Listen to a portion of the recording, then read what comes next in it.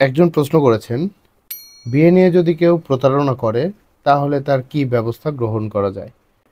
অনেক সময় একটা বিষয় দেখা যায় যে অনেক পুরুষই আছেন যারা বিবাহর নামে প্রতারণা করে থাকেন। অর্থাৎ বিবাহ হয়েছে এই ব্যাপারটা সম্পর্কে তিনি যার সাথে সম্পর্ক করছেন তাকে বোঝায় যে আসলে বিবাহ হয়েছে। এই করে তারা কোথাও যেয়ে সংসার করে কিছুদিন থাকে। পরবর্তীতে সেই ছেলেটা ওই মেয়েটাকে ছেড়ে দেয় বা মেয়েটার সাথে যোগাযোগ বন্ধ করে দেয়। তখন মেয়েটার হাতে আর কোনো প্রমাণ থাকে না যে কিভাবে বিয়েটা প্রমাণ করবে। এই মুহূর্তে অনেকের কাছে পরামর্শ চায় কি করা যায়, তখন সরাসরি বলে দেয় ধর্ষণের মামলা করতে। তো এই ধর্ষণের মামলা করে অনেক সময় প্রতিকারটা পাওয়া যায় না। কারণ আসলে এটা তো ধর্ষণ হয়ও না। শেষমেশ দেখা যায় যে আসামি যিনি রয়েছেন তিনি খালাস পেয়ে যান।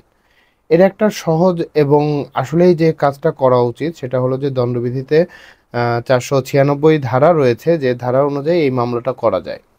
অর্থাৎ যখন কেউ আপনাকে বলবে যে আমাদের বিয়ে হয়েছে কিন্তু আসলে আইনগতভাবে বিবাহ বন্ধনে আবদ্ধ হননি, কিন্তু তারপরেও এই বিশ্বাস স্থাপন করে আপনার সাথে সম্পর্ক করছে, সংসার করছে। যদি এরকমভাবে প্রতারণা করে থাকে, বিয়ে হয়নি কিন্তু বোঝাচ্ছে যে বিয়ে হয়েছে, যদি এরকমটা হয়ে থাকে, তাহলে দণ্ডবিধির ৪৯৬ ধারা অনুযায়ী মামলা করা যায়। যার সর্বোচ্চ সাজা ৭ বছর পর্যন্ত কারাদণ্ড হতে পারে, অর্থদণ্ড হতে পারে অথবা উভয় দণ্ডে দণ্ডিত হতে পারে। তাই এই সকল বিষয়ে ধর্ষণ মামলা করার চাইতে দণ্ডবিধির ৪৯৬ ধারাতে মামলা করাটা বেশি গুরুত্বপূর্ণ বা বেশি ফলপ্রসূ হয়।